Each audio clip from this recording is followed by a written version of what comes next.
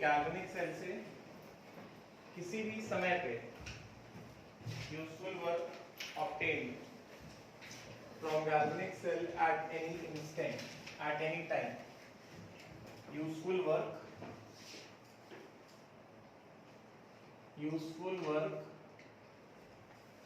obtained from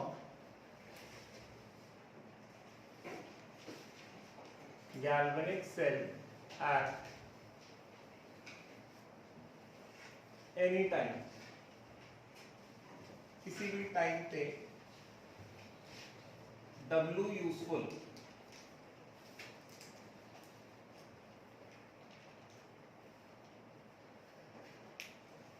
at any time t is equal to delta G cell is equal to minus NF E cell at that time t। हमने कल देखा है कि जो delta G cell और E cell होता है time के साथ वेरी करता है, ठीक है, वेरी अच्छा। नाउ अब जो है मैक्सिमम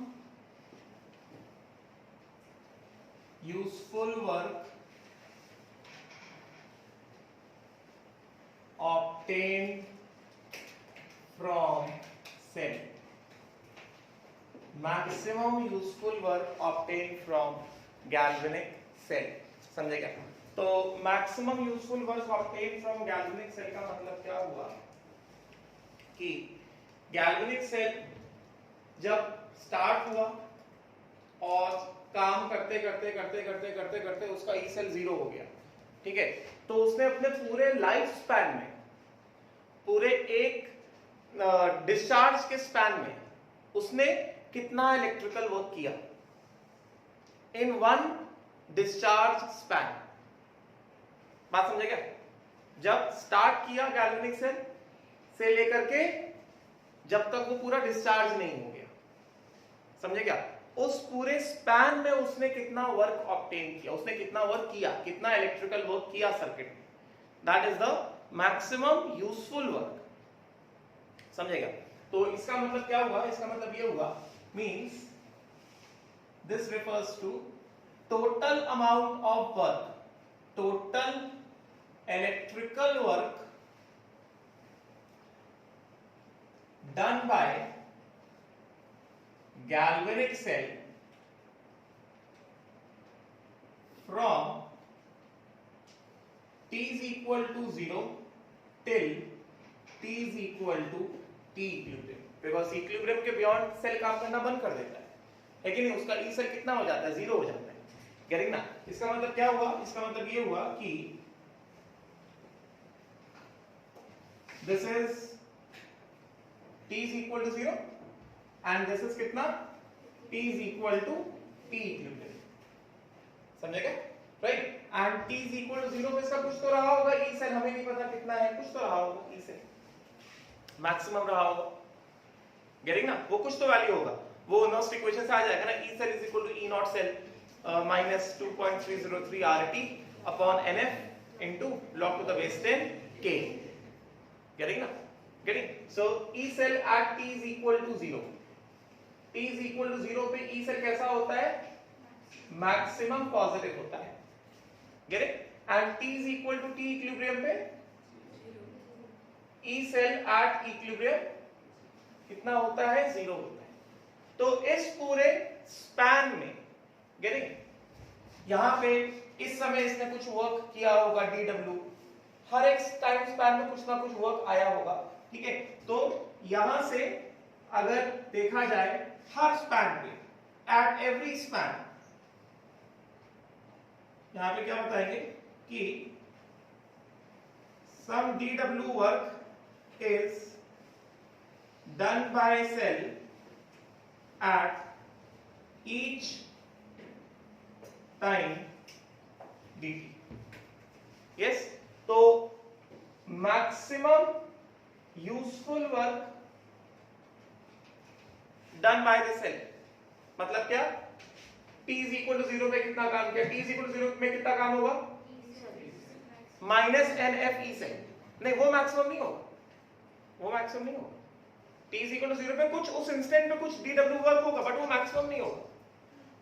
हाँ, उस किसी एक इंस्टेंट में मैक्सिमम होगा, मगर हम लोग क्या करें, हम लोग यहाँ पे मैक्सिमम यूजफुल वर्क निकाल लें।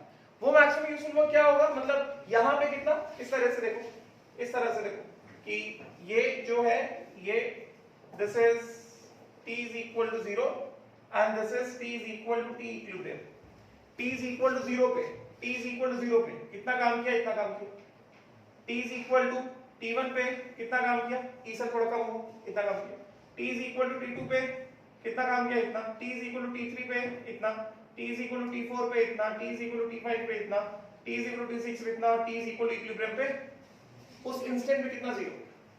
यस, तो टोटल वर्क कितना हो गया, हर एक टाइम पे जो वर्क हुआ है ये कितना हो गया, ये W1, ये W2, ये W3, ये W4, ये W5, ये W6, W7 और ये W8। तो सेल ने अपने पूरे लाइफ स्पैन में सर्किट में कितना इलेक्ट्रिकल वर्क किया है, W1 प्लस कितना, W2 plus W3 up till W8। So what is the maximum work obtained from the cell? Maximum useful work obtained from the cell is equal to कितना, integration of dw। समझे क्या? This is equal to कितना, integration of dw from t is equal to 0 to t is equal to t equilibrium। समझे क्या? Getting?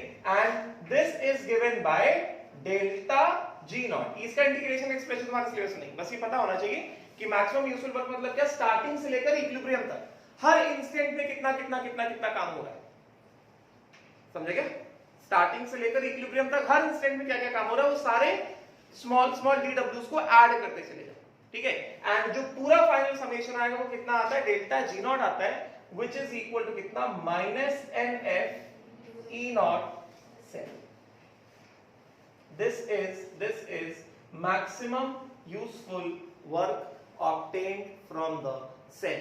maximum useful work obtained from the cell किसी instant पे नहीं होता है, वो सेल को जब स्टार्ट किया उस समय से लेकर के इक्विलिब्रियम तक आने तक उस पूरे स्पैन में सेल ने कितना काम किया। समझे क्या? गेटिंग? तो generally question I hope so clear हो गया होगा।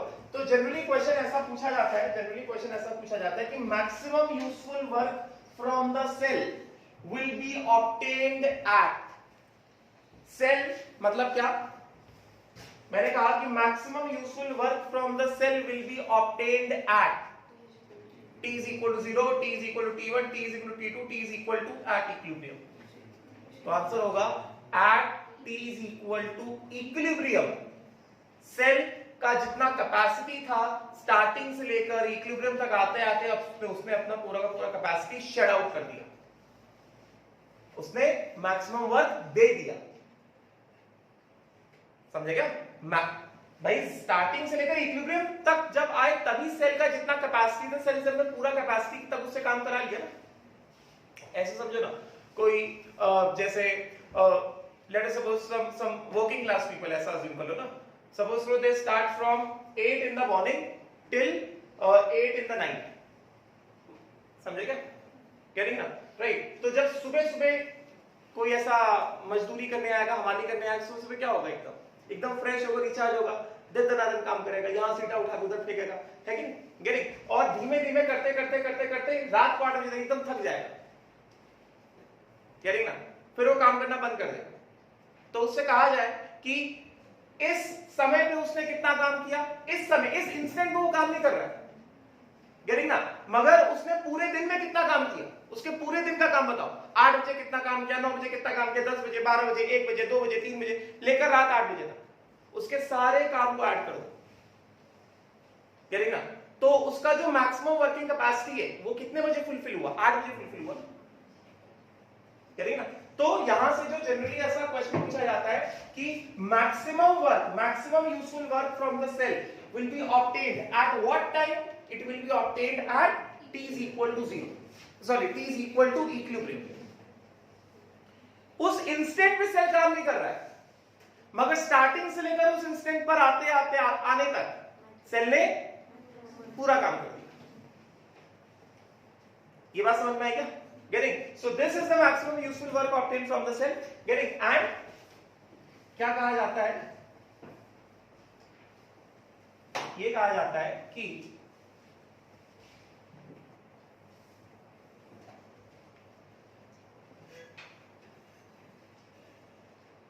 a galvanic cell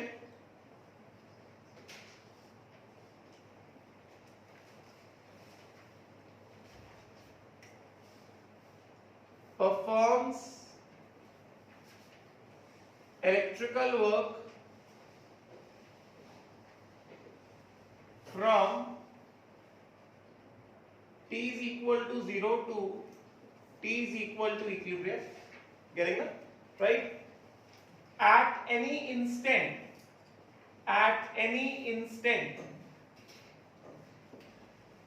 dw, at any instant, समझे क्या, this dw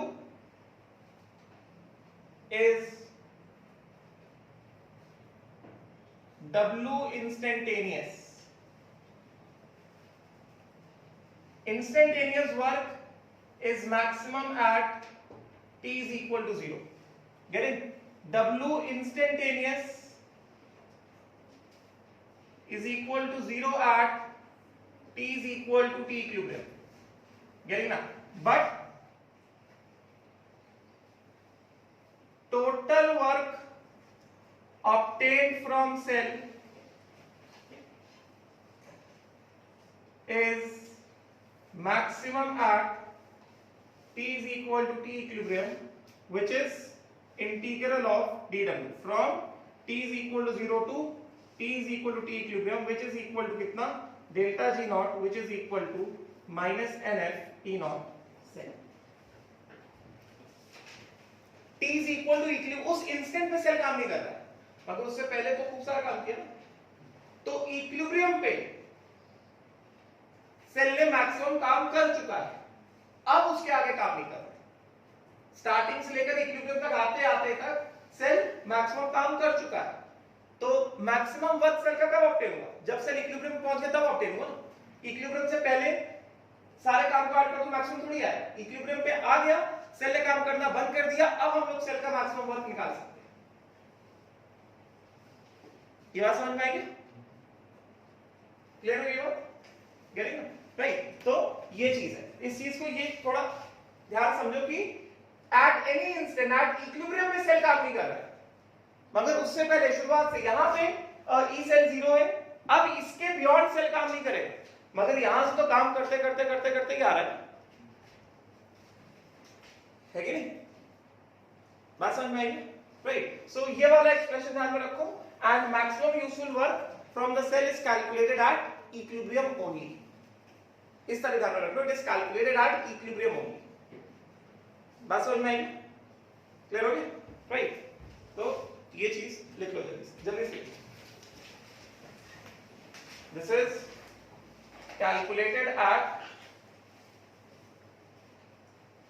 calculated from t is equal to 0 to t is equal to equilibrium, इस तरह।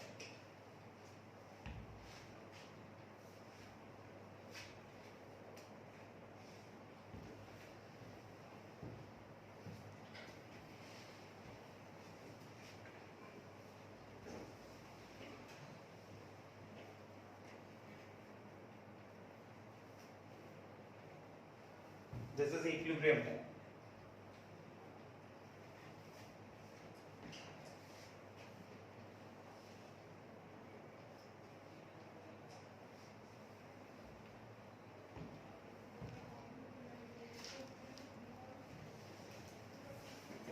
और इसको मैं ग्राफ से दिखा देता हूँ, ये ऐसे नहीं लिखना, ये लिख लो मैं एज इट इज, इसके लिए मैं ग्राफ दिखा देता हूँ,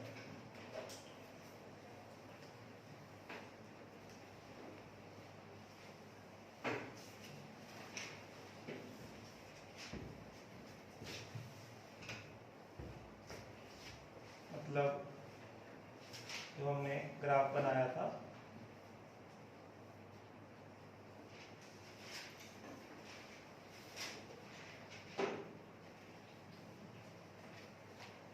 फिर डेल्टा जी सेल और ये हो गया टाइम, और इसका वेरिएशन इस तरह से था, this is at t is equal to t equilibrium.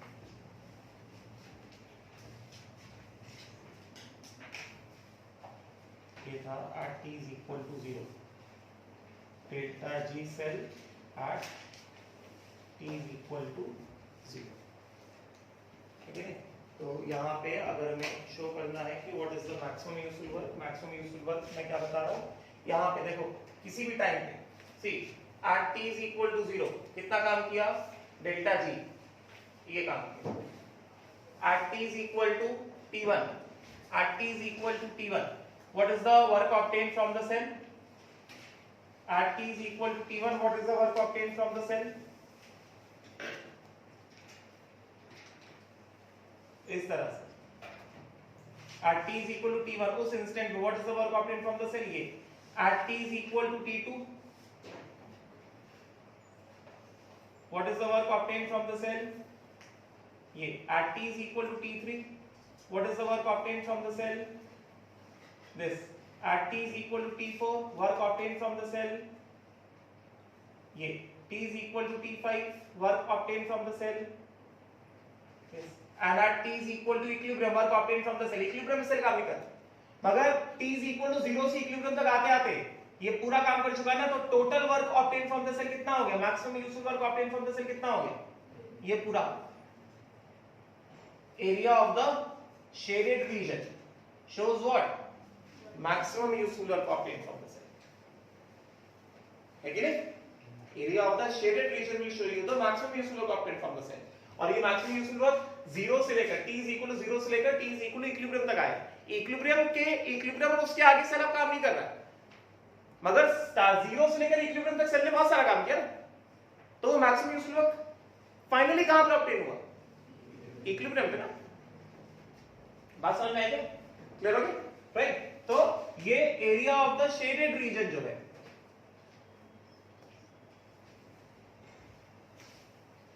दो तरह से ऐसे ग्राफ दिखा देते हैं, पहले इंडिविजुअल वर्क दिखा देंगे, इंस्टेंटेनियस वर्क, किसी भी टाइम पे इंस्टेंटेनियस वर्क दिखा देते हैं, और फिर एरिया ऑफ शेडेड रीजन में वो मैक्सिमम यूजफुल वर्क हम दिखा देंगे, इस तरह से ऐसे ग्राफ बना, this is delta G cell, और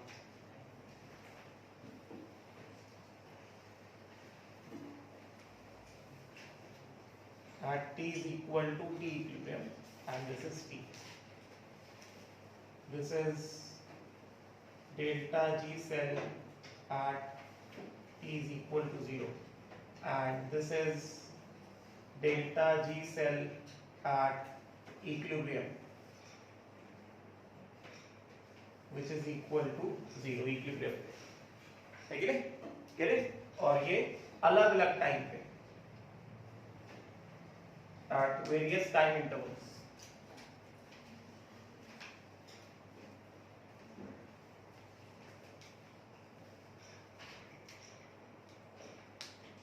this is at t1, t2, t3, t4,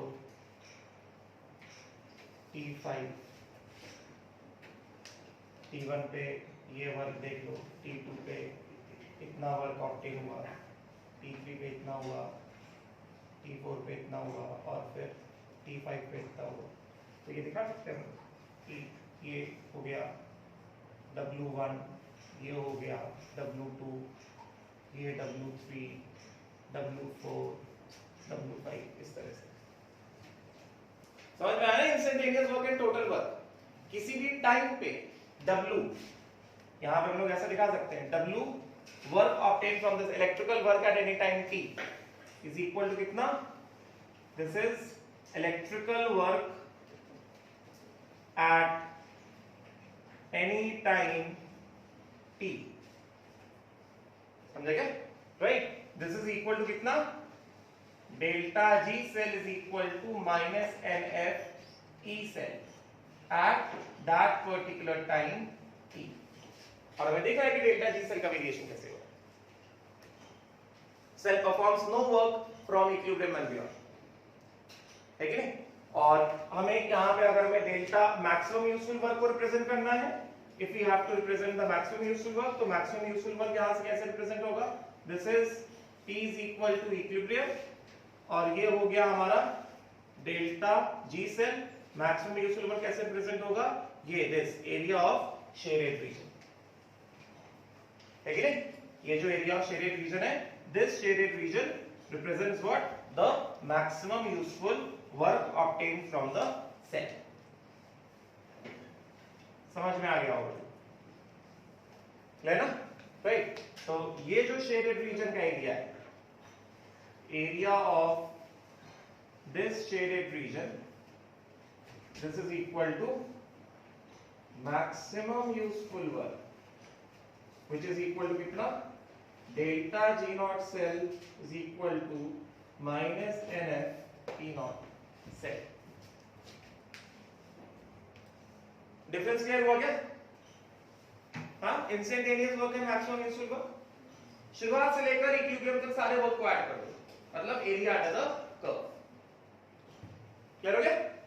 right, जल्दी करो, फटाफट देखा, बस ये समझने के लिए तुम्हारे, बाकी फॉर्मूला इंपॉर्टेंट ये formula important, this is only for the sake of understanding. फिर अगली चीज बताता हूं, the intensive nature of delta E, sorry E cell and lactose diagram.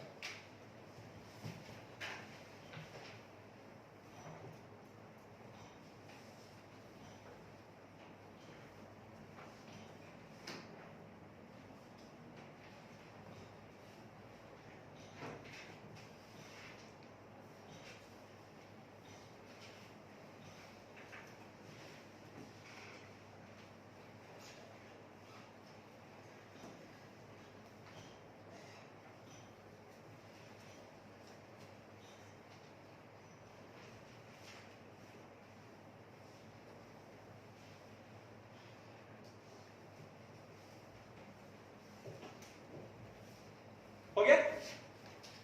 Done क्या? ये डायग्राम बस तुम्हारे ये जो ग्राफ जो बनाया बस अंडरस्टैंडिंग के लिए है। मेन फॉर्मूला इंपॉर्टेंट ये है, तुमको बस कैलकुलेट करने को आता है कि what is the maximum useful work obtained from the cell. E not cell पता है, एन पता है, तो मैक्सिमम यूजफुल वर्क हम लोग निकाल सकते हैं। ठीक है, तो हटा दो इसको, ये हो गया बना के। तो फटाफट से क्वेश्चन ये हटा दो। हाँ, फटाफट से क्वेश्चन लिख लो।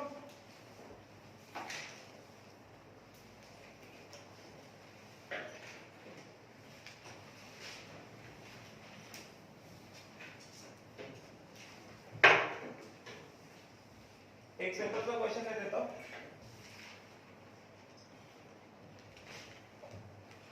फॉर डेनियल सेल, ये इंपॉर्टेंट क्वेश्चन है, देख लेना। For Daniel cell at any time t, at any time t, मतलब ये जो मैं सिचुएशन दे रहा हूं डेनियल सेल में, किसी भी टाइम t पे ये सिचुएशन है।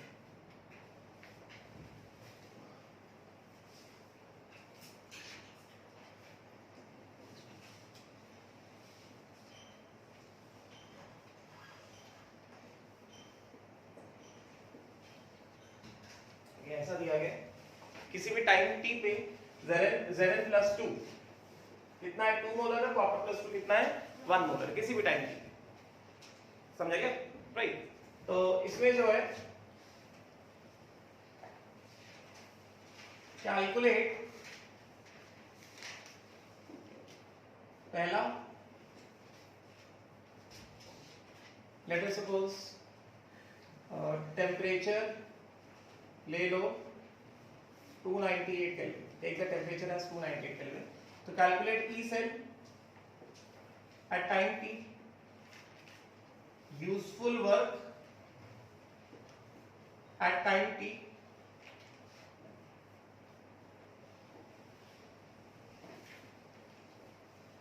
maximum useful work and k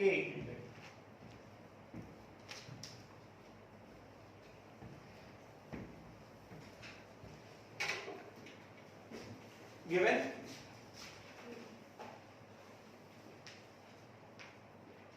क्या है? E नॉट Zn plus 2 से Zn is equal to minus 0.76 volt and E naught copper plus 2 से copper is equal to plus 0.34 volt. ये गिवन है. तो होगा E सेल आएगा. हाँ, पहले E नॉट सेल निकाल लेते हैं. E नॉट सेल तो यहीं से आ जाएगा, है कि नहीं? फिर नर्व्स इक्वेशन डाल देंगे. E cell is equal to E not cell minus 2.303 RT by NF log to the base 10 Q log to the base 10 Q. पहले थोड़ी आ जाएगा K, है कि नहीं? राइट. तो उससे E सेल आ जाएगा. E सेल आ जाएगा तो यूजफुल वर्क आ जाएगा उस टाइम पे, क्या लिखना? Is equal to minus NFE. Useful work at any time पे कितना? डेल्टा G सेल ना, which is equal to minus NFE. फिर उसके बाद क्या, हमने E नॉट सेल निकाल लिया है, उससे क्या आ जाएगा? मैक्सिमम यूजफुल वर्क आ जाएगा. और E नॉट सेल पता है तो सब लोग के इक्विलिब्रियम निकालेंगे. यस. तो सीधा सीधा हमारे पास जो इसका इस वाले केस में एनोड ऑक्सीडेशन ऑफ रिएक्शन क्या होगा? ऑक्सीडेशन ऑफ रिएक्शन क्या होगा इसमें? Zn gives Zn plus 2 plus 2 electron, get it? And reduction of reaction क्या होगा इसमें? Copper plus 2 aqueous plus 2 electron gives copper. यही होगा ना. एंड ओवरऑल सेल रिएक्शन क्या हो गया?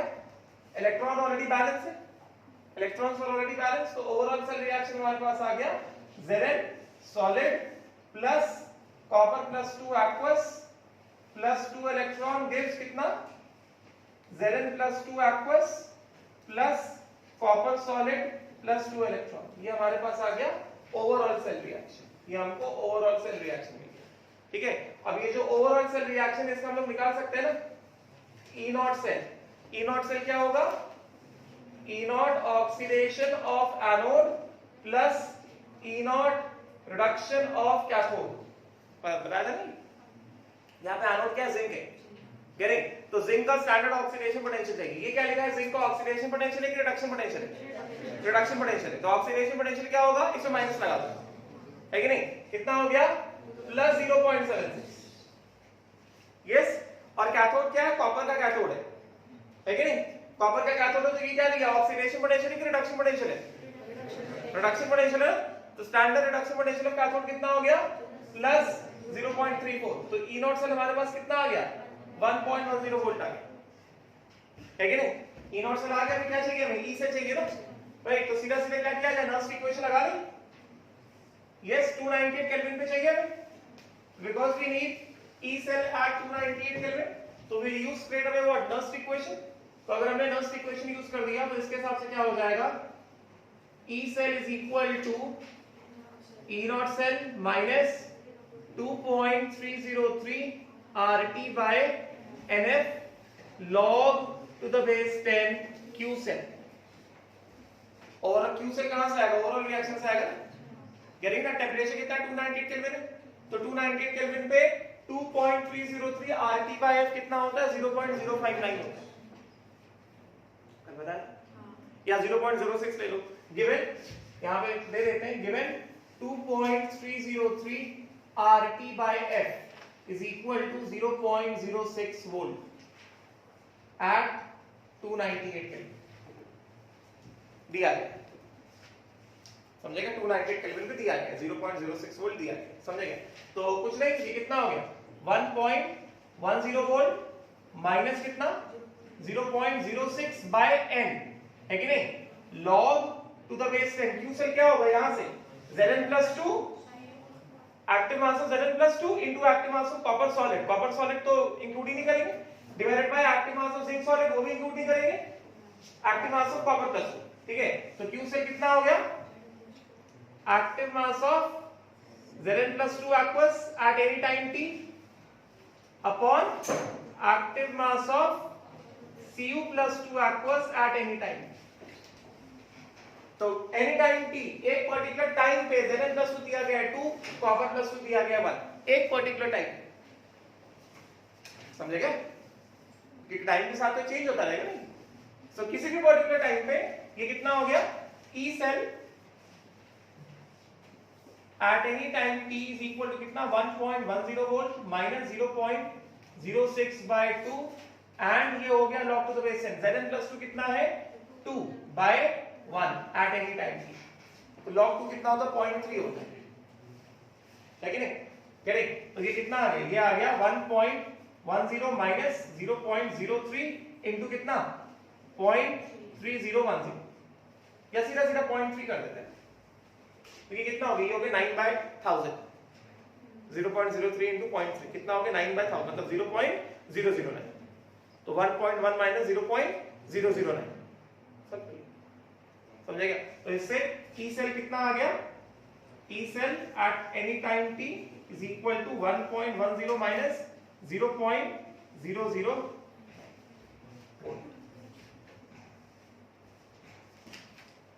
रफली 0.01 ले सकते हो, है कि नहीं। तो 1.1 माइनस 0.01 1.09, करेक्ट ना, 1091 हो जाएगा, करेक्ट। सो दिस इज कितना 1.091 volt at any time,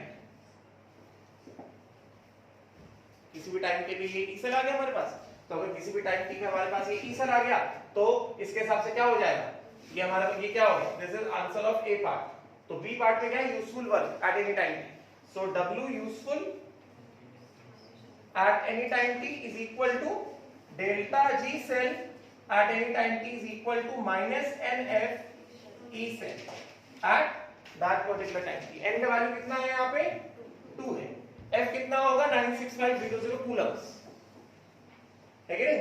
E क्या है, वोल्ट है ना, वोल्ट इनटू कूलम क्या होता है, जूल होता है, पढ़ा होगा ना, volt into coulomb is what, joule ना, तो ये किस में आएगा, जूल में आएगा। तो ये कितना हो गया, ये हो गया this will be equal to कितना -2 इनटू कितना 96500 इनटू कितना 1.091, ये हो गया कूलम इनटू 1.091 वोल्ट। तो यहां से निकाल दो -2 इनटू 96500 इनटू 1.091 और इनटू कितना coulomb into volt, coulomb into volt क्या हो गया, जूल हो गया, करेक्ट ना। तो useful work obtain from the cell कितना आ गया -2 इनटू 96500 इनटू 1.091 डिवाइड बाय 1000 कर दोगे तो ये किलो जूल में आ जाएगा। माइनस साइन का मतलब क्या हो गया, माइनस साइन का मतलब हो गया work is done by the cell, minus sign का मतलब ये हुआ कि work is done by the cell, बात समझ गए, करेक्ट ना। देखो जरा कितना आ रहा है 96500 ना, 2 जीरो तो वैसे ही कट जाएंगे, 1.091 अप्रोक्सीमेट भी कर सकते हो, 1.091 को रफली मान ले लो, 965 into 2 divided by 10, 96.5 into 2, so 96.5 into 2 3.5 ना, तो 193, almost 193 kilojoules, है कि नहीं। This is almost कितना, this is almost roughly minus 193 kilojoules उस इंस्टेंट पे, समझ में आ गया, नहीं क्लियर हुआ, 210 आ रहा है एग्जैक्ट 1.091 में मल्टीप्लाई कर दिया क्या, 210.563 मतलब ये मल्टीप्लाई किया होगा, मैंने इसको ऑलमोस्ट 1 ले लिया, तो कितना आ रहा है 210.563 kilojoules minus W useful at any time t। Minus sign का क्या मतलब हुआ, माइनस साइन का मतलब हुआ कि work is done by the cell, minus sign मतलब क्या, work is done by the cell, समझेगा। तो यहां पे हमें दिख रहा है कि W useful at any time t is equal to delta G cell at any time t is equal to minus NF E cell, समझे क्या, which is equal to minus 210.563 kilojoule में निकाला ना तेजस, किलोजूल। यहां पे minus sign means what, means work is electrical work is done by the cell. Minus sign मतलब electrical work is done by the cell. टर्मों में आया कि हमारा केमिस्ट्री में जो भी work done by the system जो होता है वो हमेशा माइनस होता है, तो बस ध्यान रखो माइनस साइन मतलब क्या, work is done by the cell. Cell काम कर रहा है ना, गेटिंग ना. और उसी तरह से यहां पे मैक्सिमम यूजफुल वर्क निकाल सकते हैं. मैक्सिमम यूजफुल वर्क क्या हो जाएगा, delta G not cell. Delta G not cell मतलब कितना, minus N F E not cell. Yes, तो minus N F E not cell मतलब कितना, minus 2 into 96500 into 1.1 volt. E not cell कितना है, 1.1 है ना.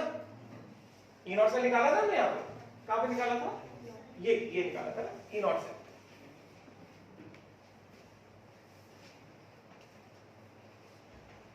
क्लियर हुआ ना, है कि नहीं. जल्दी से करो यार, मैक्सिमम यूजफुल वर्क निकालो. देन के इक्विलिब्रियम क्या आ जाएगा, delta G naught is equal to minus R T N के.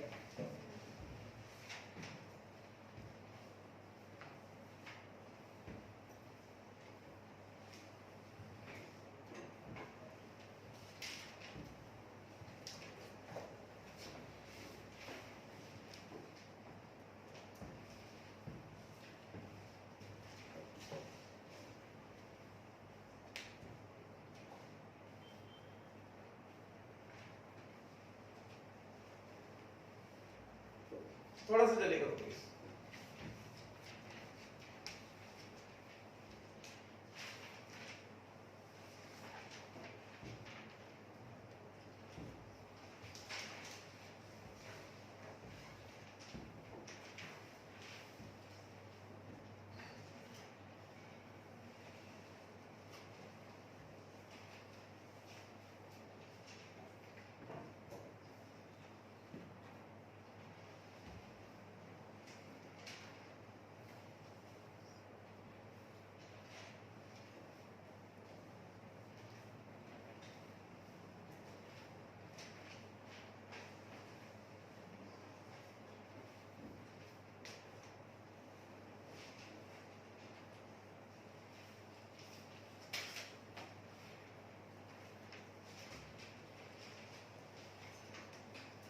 आया ना आंसर, सॉल्व हुआ.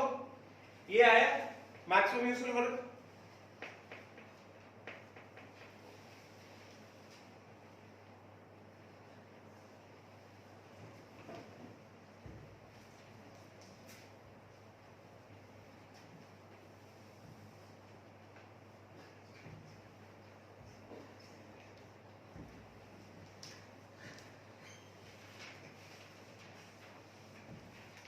ये हटा दो, ये हटा दो ना, रिएक्शन हटा दो ना.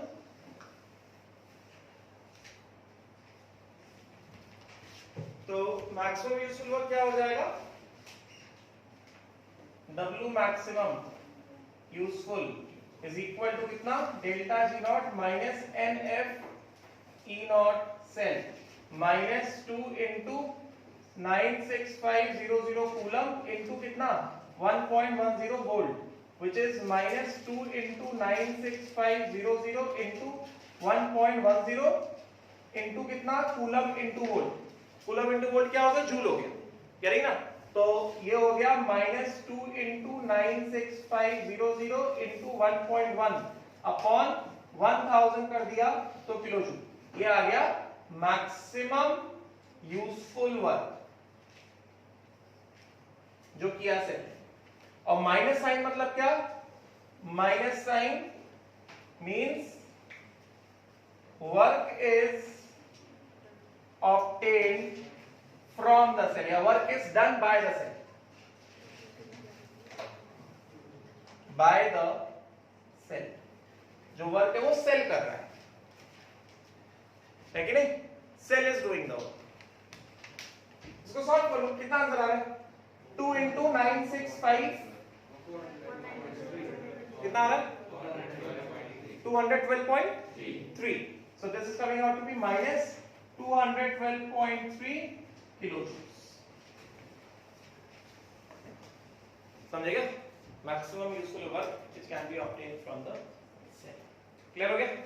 राइट, और ये निकाल लो ना फिर के इक्विलिब्रियम, एक्सप्रेशन लिख लो फिर सॉल्व कर लेना, मैं आगे बढ़ता हूं। ठीक है, सॉल्व करते क्या बेटा, एक्सप्रेशन बताया ना के इक्विलिब्रियम का, कल ही बताया था E not cell is equal to कितना, minus 2.303, E not cell is equal to 2.303 RT upon NF log to the base in K equilibrium, या delta G naught is equal to minus RT ln K, and delta G naught नहीं पता है तो E not cell तो पता है ना, yes not, K equilibrium कैसा है, सीधा सीधा एक्सप्रेशन लिख दो ना फॉर K इक्विलिब्रियम, यहां से delta G naught is equal to minus RT ln K, और डेल्टा G नॉट क्या हो गया, minus NF E not cell is equal to minus RT log to the base E K equilibrium, यहां से क्या आ जाएगा, K इक्विलिब्रियम आ जाएगा। मतलब कल मैंने जो एक्सप्रेशन लिखा था, ये वाला एक्सप्रेशन लिखा था, E not cell is equal to 2.303 RT by NF log to the base 10 K equilibrium, ये बताया ना ये एक्सप्रेशन यही सर। ठीक है, आगे बढ़े, आगे बढ़ते चलो, इंपॉर्टेंट याद आता हूं ना। अब देखो जरा, बहुत इंपॉर्टेंट चीज है, मैक्सिमम यूजफुल वर्क का आंसर आ गया ना सबका 212.3, और के इक्विलिब्रियम निकाल लोगे, टेंपरेचर 200 केल्विन दिया है, तो ये तो बहुत सिंपल हो गया ना, E not cell is equal to 0.06 by 2 into log to the base 10 K equilibrium, मतलब E not cell is equal to 0.03 into log to the base 10 K equilibrium, E not cell पता है ना 1.1 है, तो 1.1 upon 0.03 है कि नहीं, हो जाएगा, ठीक, राइट, हटा दो उसको भी, और K इक्विलिब्रियम का वैल्यू बहुत बड़ा आएगा क्योंकि स्पॉन्टेनियस रिएक्शन है ना, equilibrium lies on the product side ना, देख सकते हो बहुत बड़ा वैल्यू आएगा, बिकॉज़ कितना होगा 1.1 log, ये आ गया 1.1 is equal to 2.303 RT upon NF, मैंने वैल्यू दिया है 2.303 RT by F का, कितना 0.06 by 2 log to the base 10 K equilibrium, तो ये कितना हो गया 0.03 log to the base 10 K equilibrium which is equal to 1.1, है कि नहीं, तो ये कितना हो गया 11 by 10 is equal to 3 by 100 log to the base 10 K equilibrium, ये कट गया, मतलब कितना 110 by 3 log to the base, देख सकते हो कितना बड़ा वैल्यू आ रहा है, K इक्विलिब्रियम कितना हो गया 10 की पावर 110 by 3, सोचो है कि नहीं, isn't it? तो ये शायद 110 by 3 है ना, तो ये कितना हो जाएगा 36 into 3 होता है 108, यस ना, मतलब 10 की पावर ऑलमोस्ट 36.67, काफी बड़ा वैल्यू।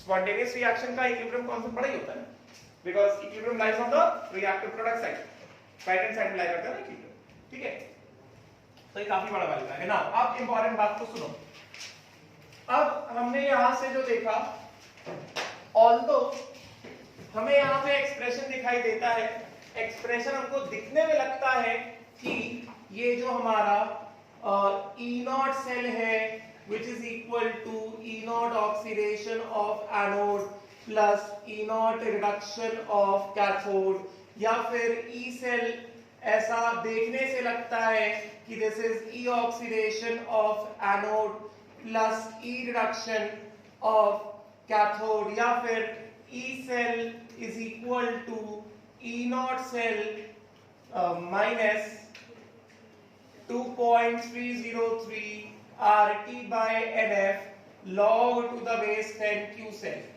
ये देखने से लगता है कि EMFs को ऐड सब्ट्रैक्ट किया जा सकता है, क्योंकि ये EMF, ये EMF, EMF, EMF, ये EMF और ये पूरा किसमें वोल्ट है, वोल्टेज में नहीं है, इसका यूनिट 2.303 RT by NF, पूरा यूनिट किसमें वोल्टेज में है ना, गेटिंग ना, तो ये भी वोल्टेज है, ये भी वोल्टेज है, तो देखने से ऐसा लगता है कि जो ईएमएफ है इसको ऐड सब्ट्रैक्ट किया जाता है। उसके बाद सब लोग फिजिक्स में भी पढ़े होंगे कि सेल्स को पैरेलल में जोड़ दो, सीरीज में जोड़ दो, तो वो उसके अकॉर्डिंग तुमने ईएमएफ निकाला होगा, ठीक है ना, कहीं पे ऐड किया होगा, कहीं पे सब्ट्रैक्ट किया होगा, बट एक्चुअली ईएमएफ्स कभी ऐड होते ही नहीं,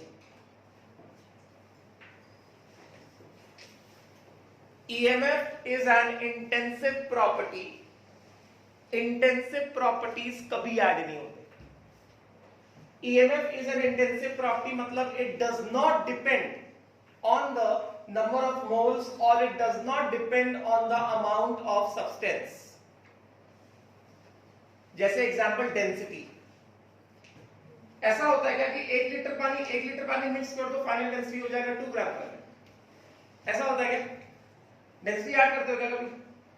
किसी ने किया कभी डेंसिटी ऐड? कोई एक ऐसा महान इंसान है यहाँ पे? 1 लीटर पानी मिक्सचर का डेंसिटी कितना? Density 1 plus density 2. कभी डेंसिटी ऐड करते हो क्या? नहीं करते ना. अगर हमें मिक्सचर का डेंसिटी निकालना है तो मिक्सचर का डेंसिटी कैसे निकाला जाता है? Total mass of mixture upon total volume of mixture. That is what density of the mixture. उसी तरह से ये EMF जो है ये एक इंटेंसिव प्रॉपर्टी है. It does not depend on the amount of substance, मतलब it does not depends on the number of moles. EMFs are never added. तो तुम कहोगे तो ये क्या किया तुमने? ये क्यों किया? ये मैंने ऐड नहीं किया, मैंने डेल्टा जी को ऐड किया था. Delta G cell is equal to delta G oxidation plus delta G reduction. Delta G extensive property है, वो मोल्स पे डिपेंड करता है. Delta G is equal to minus NFE. दिख रहा है ना? n क्या? मोल्स. मैंने डेल्टा जी को ऐड किया था, उसका ये रिजल्ट निकल कर आया है. NF कैंसिल आउट हो गया तो रिजल्ट बचा ये. तो देखने से लगता है कि EMFs को ऐड किया जाता है. नहीं, EMF is an intensive property. Cell EMFs are never added. You can never add. Mathematically वो गलत है. मैथमेटिकली हम किन चीजों को, जो हम पार्टिकल्स को ऐड कर सकते हैं mathematically. Mole is for particles, number of particles. Getting ना? राइट, हम उनको ऐड कर सकते हैं. EMF it does not relate to any particle. EMF is not relating to any particle. बात समझे क्या? गेटिंग ना? तो प्रैक्टिकली अगर हम बात करेंगे इस ये रिजल्ट कुछ अलग दिखता है, मगर practically EMF is an intensive property. We will never add the values of EMF. EMF has an intensive character, does not depend on the number of moles. ये जो हमने किया है ये एक पर्टिकुलर कैलकुलेशन का रिजल्ट आया है. वो पर्टिकुलर कैलकुलेशन क्या था? हमारे पास ऑक्सीडेशन ऑफ रिएक्शन था, उसका डेल्टा जी ऑक्सीडेशन था. हमारे पास रिडक्शन ऑफ रिएक्शन था, उसका डेल्टा जी रिडक्शन था. फिर हमने दोनों रिएक्शन को ऐड किया तो ओवरऑल रिएक्शन आया. तो ओवरऑल रिएक्शन का जो डेल्टा जी था दैट वाज इक्वल टू कितना? Delta G of oxidation plus delta G of reduction. उसको ऐड किया, डेल्टा जी ओवरऑल कितना? Minus NFE cell is equal to कितना? Minus NFE oxidation minus NFE reduction. वो minus NF cancel हो गया तो वो रेसिड्यू बचा है, रिजल्ट बच गया. वो E cell is equal to E oxidation of anode plus E reduction of cathode. वो रिजल्ट बच गया. हमने ऐड थोड़ी करने गए. बात समझेगा? तो ये अगर ऑब्जेक्टिव क्वेश्चन में थ्योरी में आता है इसको ध्यान रखना. EMF has an intensive character. EMFs are never added. ये फिजिक्स में ये चीज नहीं दिखाई देती है, बिकॉज फिजिक्स में आप लोग डेल्टा जी के साथ डील नहीं करते. उसमें सीधा रिजल्ट बताया जाता है. सीरीज में है तो ये टोटल पोटेंशियल हो जाएगा, और पैरेलल में है तो ये टोटल पोटेंशियल हो जाएगा. है कि नहीं? 2 सेल अक्रॉस पैरेलल है तो पोटेंशियल ड्रॉप सेम रहेगा. 2 सेल अक्रॉस सीरीज है तो पोटेंशियल ड्रॉप ऐसा उसके अकॉर्डिंग हो जाएगा. वो रिजल्ट है बस. गेटिंग ना? Right. So write down intensive character of EMF. Put the heading as intensive character of EMF. क्योंकि अभी हम लोग लैटिमस डायग्राम करेंगे, उसमें ये चीज एकदम क्लियर होके आएगी एप्लीकेशन के साथ. Write down intensive character of EMF.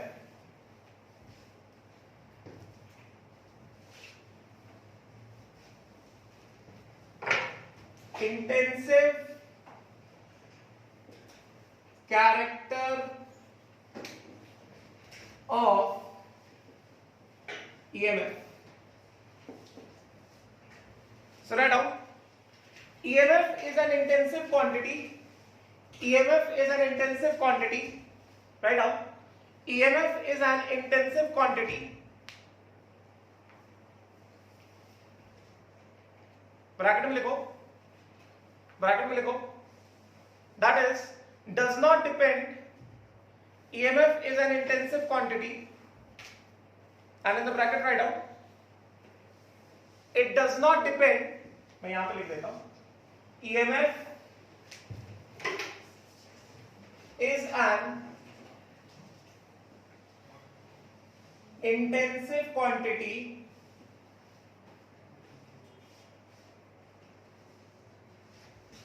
that means it does not depend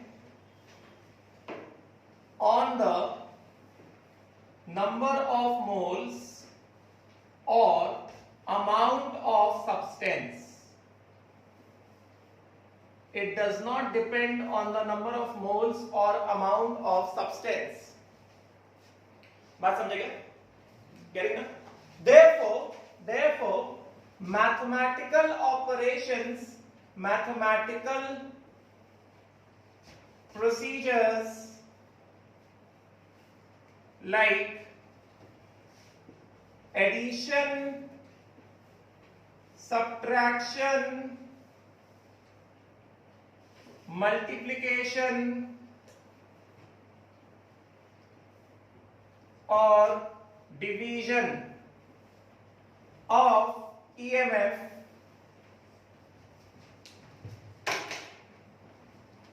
EMF is never done. मतलब क्या? That means E1 plus E2 कभी नहीं, E1 minus E2 कभी नहीं, E1 into E2 कभी नहीं, E1 by E2 ये भी कभी नहीं। तो यहां से डाउट आता है तो भाई ई सेल कहां से आ गया? E cell is equal to E oxidation of anode plus E reduction of cathode. ये लिखो जल्दी से। गेटिंग? तो अगला यहां पे ये जो है E cell is equal to E oxidation of anode plus E reduction of cathode. इसमें क्या बताओगे? ये देखने से ऐसा लगता है जैसे ईएमएफ को ऐड किया जा रहा है कि नहीं? देखने से ऐसा क्या लग रहा है? क्या बताएंगे? देखने से लगता है,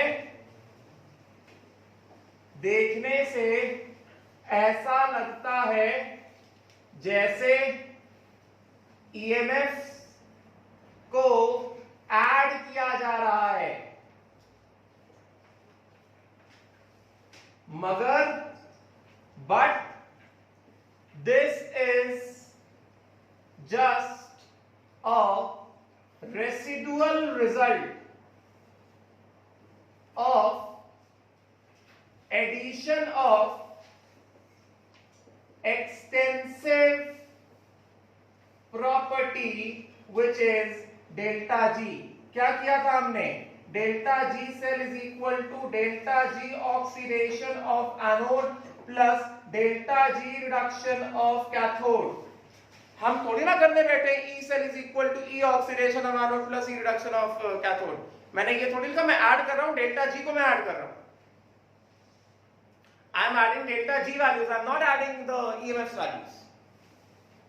समझ गया?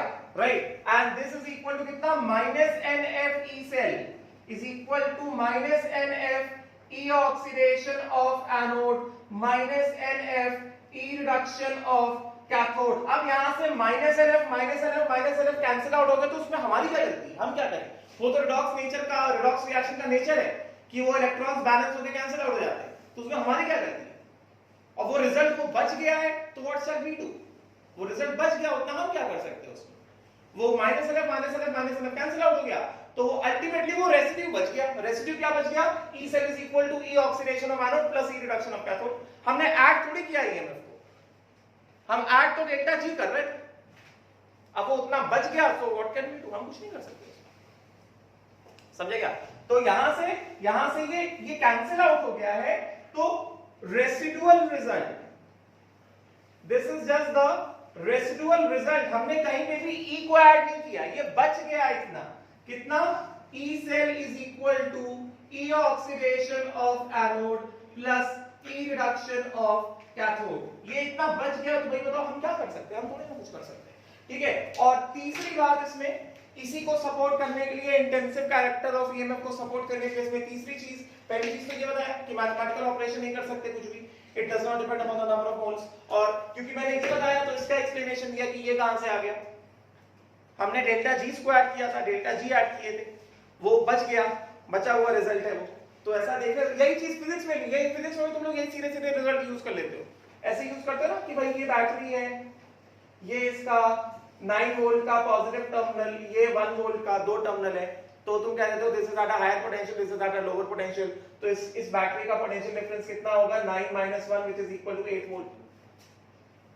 वही रिजल्ट तो आया था इसमें, E reduction of cathode minus E reduction of anode.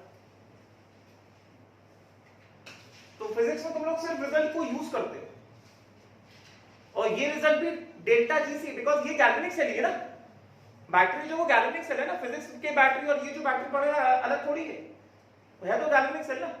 तो फिजिक्स में तुम लोग जो यूज, वो बस एक रिजल्ट को यूज करते हो। बात समझ में आई क्या?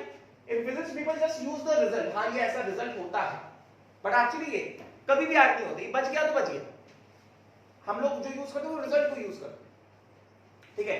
और तीसरी चीज, इंटेंसिव कैरेक्टर ऑफ ईएमएफ को सपोर्ट करेगी, ये हटा हो गया, ये लिखे हुआ क्या, इंटेंसिव कैरेक्टर ऑफ ईएमएफ को सपोर्ट करने के लिए तीसरी चीज एकदम क्लियर हो जाएगा, ये हटा दो, ये हटा हो गया। देखो ध्यान से देखो, अभी अगर मैंने ये रिएक्शन लिखा, इसी में कंटिन्यू करना है, इंटेंसिव कैरेक्टर ऑफ ईएमएफ को ही सपोर्ट किया जाए। जैसे मान लो हमने ये रिएक्शन लिखा कि मान लेते हैं Zn gives Zn plus 2 electron, ऐसा, ठीक है। तो इसमें मैंने लिखा delta G1 is equal to minus NF E Zn से Zn plus 2। एक बार ये तो माइनस NF मतलब कितना, -2 है। और एक बार मैंने लिखा A times of Zn या 2 times of Zn gives 2 times of Zn plus 2 plus 4 electron. तो इसका कितना हो जाएगा, delta G2 will be equal to 2 into delta G1, क्योंकि मैंने पहले वाले इक्वेशन को यहां पे 2 से मल्टीप्लाई कर दिया है कि नहीं। तो जब मैंने इसको 2 से मल्टीप्लाई किया तो number of moles of electron change हो गए ना, तो डेल्टा G जो कि एक्सटेंसिव प्रॉपर्टी है वो चेंज हो गई, yes or not, which is equal to कितना, -4f। मगर ये क्या है, ये इंटेंसिव प्रॉपर्टी है, तुम इसको 2 से 4 से 6 से 100 से 1000 से 10 कितने से मल्टीप्लाई कर दो, जिंक का जो ऑक्सीडेशन पोटेंशियल अभी है वो सेम रहेगा। जो मल्टीप्लिकेशन फैक्टर है वो ये एब्जॉर्ब करता है, n एब्जॉर्ब करता है। ये जिंक का ये ईएमएफ चेंज नहीं हो रहा है चाहे कितने से मल्टीप्लाई, तो यहां पे मोल्स ऑफ इलेक्ट्रॉन चेंज हो रहे हैं, ये 2 था ये 4 था, तो वो मोल्स ऑफ इलेक्ट्रॉन जो अपीयर हो रहे हैं यहां पे अपीयर हो रहे हैं, ये अपीयर हो रहे हैं। ये ईएमएफ ये जो है ये सेम रहेगा, E Zn से Zn plus 2 ये सेम रहेगा, ये चेंज नहीं होता, ये EMF is not changing, this is same, E Zn से Zn plus 2 remains same, इसमें there is no change at all। हमने जो भी चेंज किया है, अगर यहाँ पे 2 इलेक्ट्रॉन यहाँ पे 4 इलेक्ट्रॉन है, तो डेल्टा G जो कि एक्सटेंसिव प्रॉपर्टी वो डेल्टा G चेंज हो रहा है, दिख रहा होगा, मगर जो ऑक्सीडेशन पोटेंशियल हमने लिखा है वो चेंज नहीं हो रहा है। ये बात समझ में आई क्या, है कि नहीं? मतलब क्या, intensive character of EMF, getting it right. तो यहां पे क्या बताएंगे, delta G changes, yes or not, when this is reaction 1, this is reaction 2, when reaction 1 is multiplied by number 2, when reaction 1 is multiplied by 2, therefore delta G क्या है, extensive property है, मतलब क्या, depends on moles of electron lost और gain, but जो EMF है, जो ई oxidation of zinc है वो चेंज नहीं हुआ, दैट रिमेन्स अनचेंज। हम इसको किसी से भी लाके मल्टीप्लाई कर देंगे, ये चेंज नहीं होगा। जो भी चेंज आएगा वो यहां पे अपीयर होगा, और यहां पे अपीयर होने वाला चेंज किसको रिफ्लेक्ट कर रहा है? डेल्टा जी को रिफ्लेक्ट कर रहा है। क्लियर हो गया ये बात? मतलब जो E है, EMF है, वो इंटेंसिव क्वांटिटी है, it will not change at all, it does not depend on the number of moles of the substance. Clear हो गया? गेटिंग ना? राइट। और यहां पे क्या बताओगे? E Zn से Zn plus 2 ये जो है, this does not change at all.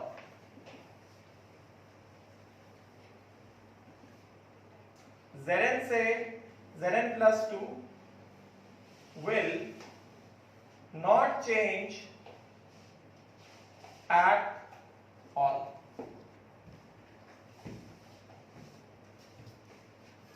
कितने से भी मल्टीप्लाई कर दो, जो ये वाला जो टर्म, इसका जो वैल्यू है, ये कुछ तो वैल्यू होगा। मैंने E नॉट ही लिखा है, E लिखा है, कुछ तो वैल्यू होगा ना? यस ना? ये चेंज नहीं होगा। मतलब क्या? Intensive character of EMF. EMF का जो कैरेक्टर है वो कैसा है? इंटेंसिव इन नेचर है। क्लियर हुई बात? ये लिखा गया, the oxidation potential EMF will not change at. ठीक है? तो अभी इसके ऊपर क्वेश्चंस, लैटिमस डायग्राम के क्वेश्चन, बहुत अच्छे क्वेश्चन बनते हैं इसके इंटेंसिव कैरेक्टर पे। इसके ऊपर क्वेश्चन हम लोग नेक्स्ट क्लास में करेंगे। ठीक है? कल बुकलेट लेकर आना, आज की थ्योरी वाला पार्ट पढ़ा के हो गया। ठीक है? अभी क्वेश्चंस करेंगे, फिर मैं तुम्हें कंसंट्रेशन सेल बता दूंगा, फिर ये गैल्वेनिक सेल हो गया।